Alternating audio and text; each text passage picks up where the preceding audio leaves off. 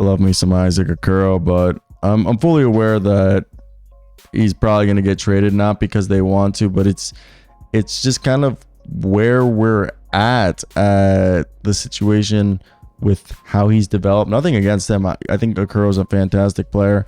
I think he has a place in this league. But the big problem with him is just trying to figure out, hey, can we maximize our window that we have here with Donovan Mitchell, Darius Garland, Evan Mobley? As right now, this is a team in the Cavaliers that I wouldn't put it past them that we can all agree they're kind of a few players away, one or two decent players from actually being able to make a run. Second best defense, they're 31-16, 30 in the East, 17th offensive rating. This is all without Evan Mobley and Darius Garland. So when Garland, when playing, is averaging 20, Donovan's averaging 28. You got Mobley averaging 16. Same thing with Jared Allen and Caris LeVert's averaging 15. So you got shooting. And Isaac Okoro, he's great, but Isaac Okoro, we thought he was going to be like the next coming of Andre Iguodala. And at this point, yeah, he's become an efficient kind of guy in terms of like his shot, but he takes it at such a low volume. Some nights he's kind of like similar to Josh Okogie, and other nights he's this 225-pound wing who can play small ball 4 and can even play 2. And he's a good defender, and he can legitimately guard all 5 positions. And for me, I think he's a good player that, plays with a lot of intensity on defense. He can finish in transition. He's got strength. He knows how to create for himself at times and will always make the smart play.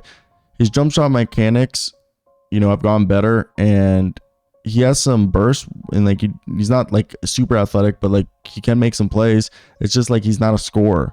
So we're seeing here that the Knicks, Hawks, Pacers, Suns, Bucks are all interested in Okoro. And when I look at that, Okoro's making 8.9, and I do think it's not hard, but it's not going to be the easiest deal to move for Okoro. As my coworker Michael Scotto, he put out there that we know that several teams have interest in him.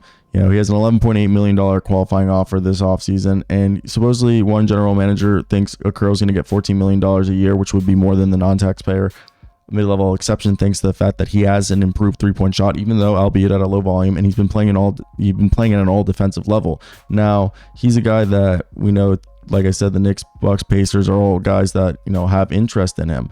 So when I look at the Knicks would have to be Quentin Grimes, and I think they can't attach a trade exception, but Quentin Grimes and a few other maybe bottom of the salary guys, like salary fillers right there, and a pick.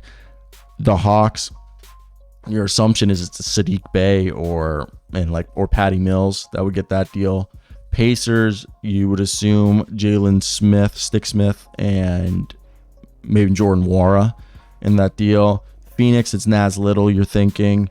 And Milwaukee, it's either a combination of all the minimum picks, which are a bunch of young dudes, which I don't think they're going to do, or Pat Connaughton. So I think it is difficult to see where Okoro goes, but I could see if somebody going out and making a deal that they could turn it into a 3-team trade where they could use those assets to get somebody else, that could be something.